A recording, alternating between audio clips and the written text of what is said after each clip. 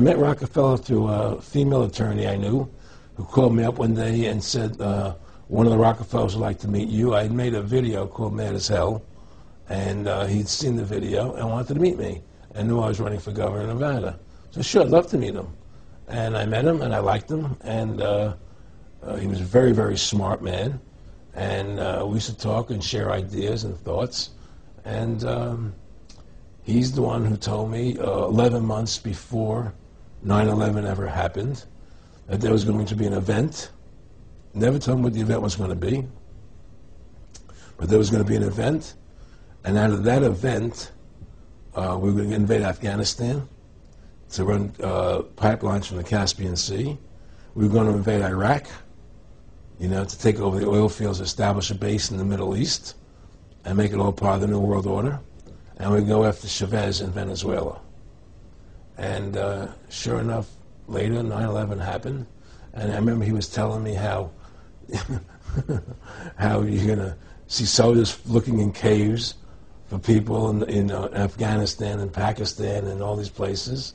And there's going to be this war on terror, which is no real enemy, and the whole thing is a giant hoax, you know. But it's a way for the government to take over the American people. He told you it was going to be a hoax. Oh yeah, oh yeah.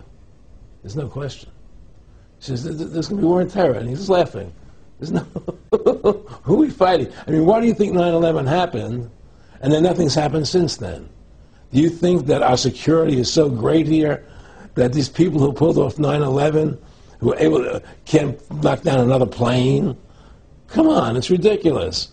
9/11 was done by people in our own government and our own banking system to perpetuate the fear of the American people into subordinating themselves to anything the government wants them to do. That's what it's about, and to create this war, this endless war on terror. And that's why and that was the first lie.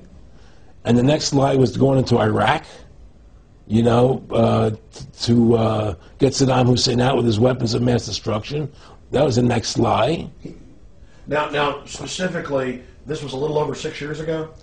This was 11 months before 9/11. Yeah. And Nick Rockefeller, he's a lawyer. He's become your friend over the previous years, and he's saying to you that there's going to be this big event, and then out of that we're going to have a war on terror, and it's just going to go on and on. Right, an endless war on terror without any real enemy.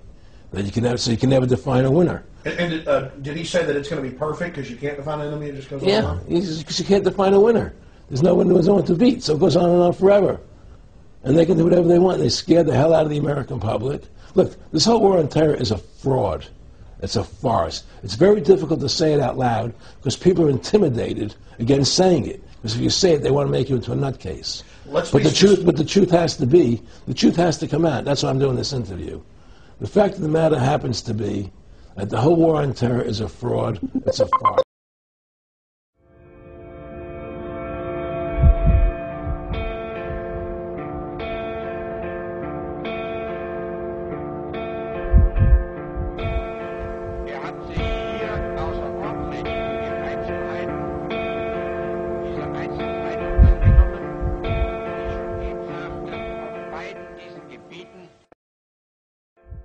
El 27 de febrero de 1933, a las 9:27 de la noche, un gran fuego se propaga dentro del Reichstag, el Parlamento alemán.